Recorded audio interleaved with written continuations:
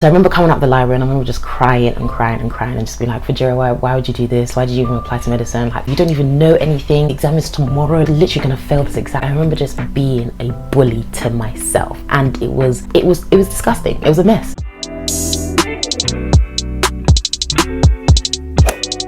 Bruh.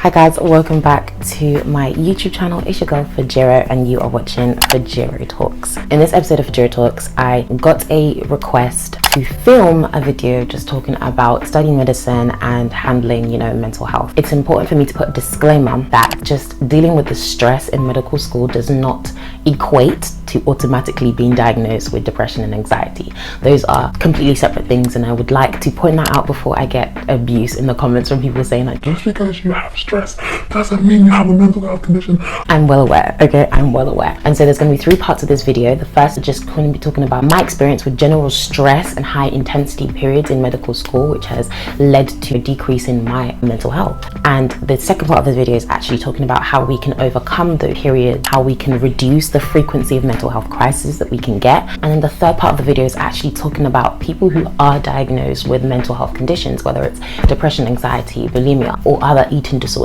Stuff like this, which can be exacerbated because you are in a high intensity environment, talking about those mental health conditions, and then talking about kind of some of the myths around it and how you can obviously still handle yourself in medical school.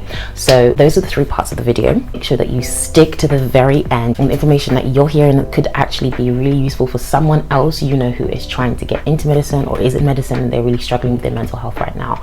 So please do share it on your socials and subscribe to this channel if by the end of this video you really liked the content, and let me know in the comments what types of videos you want me to do, because I take requests and I actually follow through. So you're gonna be getting your videos, honey. Let us deep dive into the first part of the video. So periods of high intensity and periods of high stress in medicine, they are not far and few in between, especially if you're in a university that has a lot of exams littered throughout the year. Then you're most likely to be in a state of high pressure, high intensity and high stress, especially because by the time you are finishing one exam, you're already in the running to revising for the next exam. In the preclinical phase of medicine, I struggled. I really struggled. Even when we weren't revising for exams, there was always something coming up that you needed to be doing. Maybe it was a deadline for something else. Like, you always needed to be on your toes, and that hasn't changed in clinical years. I've got into a routine of managing it a lot more, which we'll talk in the second part of the video, which has kind of enabled me to reduce my stress. But in the first and second year, I really struggled. But honestly, it does get to you. It's very intense. And I remember a period in first year when I was studying for an exam, and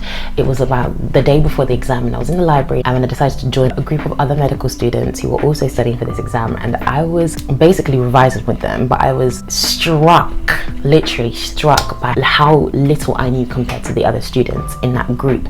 And I just literally quickly packed up my stuff and said, guys, thank you so much for the session, I just have to go real quick. I packed up my stuff and I just crumbled. Like, on the way from the library to the accommodation I had, I stopped halfway in the middle in our SU building. I literally went in, sat on the couch and just cried tears, because I was just so fed up of really feeling like I didn't know what I was doing, really feeling out of depth and just feeling that imposter syndrome. And the funny thing is, I've noticed in a lot of things in life, not just in medicine, but if you are in a room where you feel imposter syndrome, 9 times out of 10 there are other people in that room who feel imposter syndrome as well, who feel like they don't belong, but yet they're not vocally expressive about it. So you guys will never know that you feel the same way. It's very similar in medical school. A lot of people will still feel that intense pressure that I don't know what I'm doing compared to other people. So it's really mad how we all just think that everyone else is better than us, when in fact we're dealing with the exact same issues. But anyway, back to the story. So I remember coming out the library and I remember just crying and crying and crying and just being like, Fejiro, why would you do this? Why did you even apply to medicine? Like, you don't even know anything. Exam is tomorrow. You're literally gonna fail this exam. I remember just being a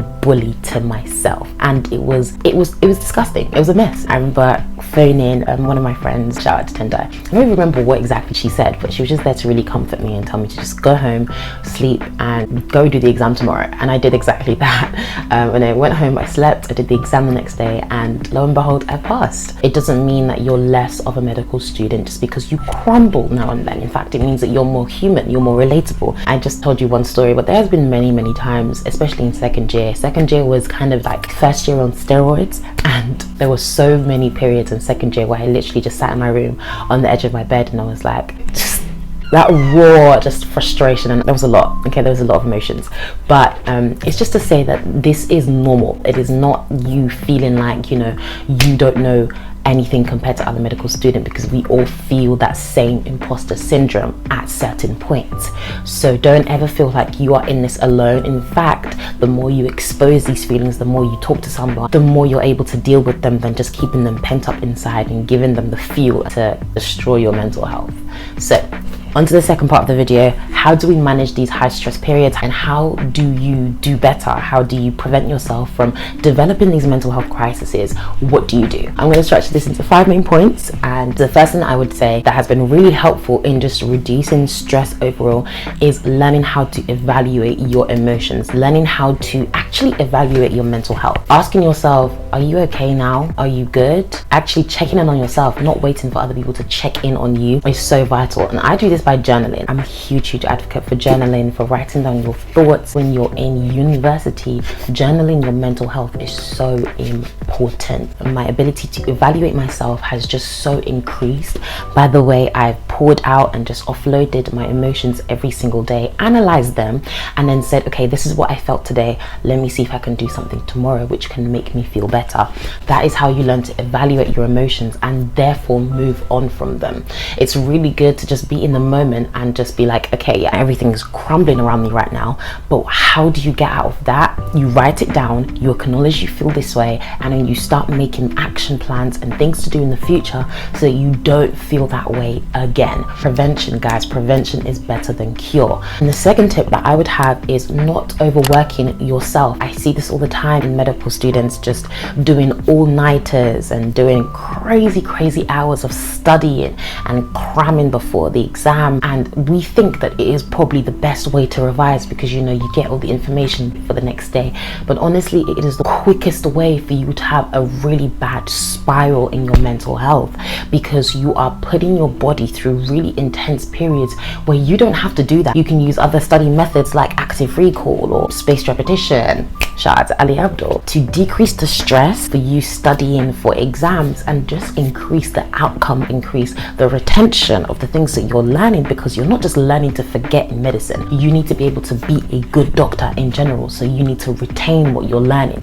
So therefore using long-term study techniques works so much better than you just thinking, I need to pull an all-nighter to pass this exam. For example, for me, I use 30 minutes at the end of the day to just look over some flashcards and just continuously revise the content, so that when I get to exam periods, I'm not doing crazy intense periods of studying, because I've done it over a series of months even prior to the exam that I'm about to take. Okay, cool. Tip number 3. Tip number 3 is having a good morning routine. How you start your day and the motions that you use to start your day is going to follow you through to completion, to the end of the day. So you need to start your day with as much energy, as much positivity, as much motivation as physically possible.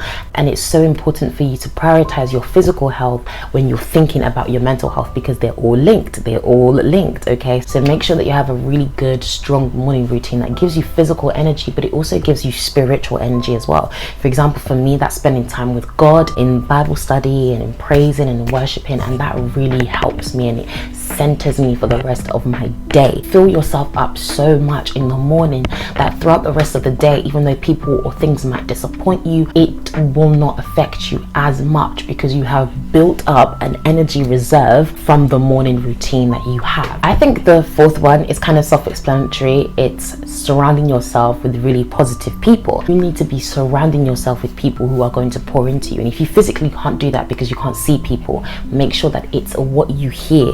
For example, from podcasts to music to the sermons or the things on YouTube that you're listening to, make sure that the voices that you hear around you are lifting you up, are teaching you, are educating you, instead of, you know, listening to people who are constantly talking about why they hate life. I think my last point is really just powerful.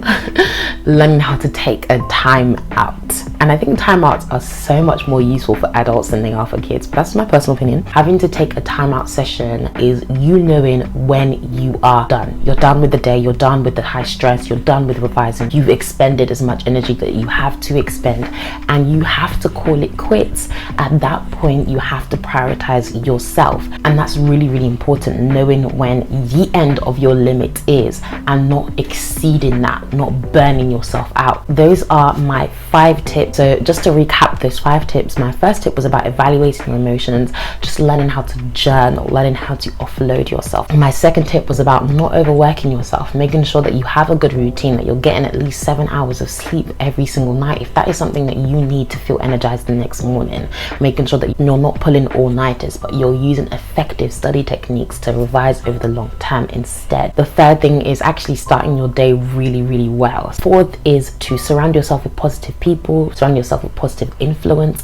And the fifth is to make sure you are having as many breaks and having as many timeout sessions as you need in a day, making sure that you are not burning yourself out. Okay, so now on to the third part of the video, which is actually going to be talking about the other half of mental health, which is mental health conditions. Students who have been diagnosed with mental health conditions and who are asking, am I allowed to go to medical school? Let me just clarify, it is illegal for any employer to discriminate you based on your mental health condition, and it is also illegal for any university body to discriminate against any students because of their condition, whether it's physical or mental. I would say the second thing is that there is an amazing document made by the GMC for students who have mental health diagnosed conditions. For example, one of the myths that it busts was, will the GMC judge your fitness to practice more regularly if you have a mental health condition? And it says no, it will not. It will only judge your fitness to practice if your mental health condition or any other physical condition impairs your patient care. So make sure that you do check it out. I'll also link it down in the description box below. I would say if you do have a diagnosed mental health condition, make sure that you're accepting of all the help that you will receive when you're in medical school, because it is there, it's there, and it's there for you to maintain as stable as a condition as you possibly can. But you won't get to that stability if you just ignore the help. So make sure that you are accepting of the help. It makes you stronger to be able to, you know, rely on other people. It doesn't make you weak. It's not a sign of weakness.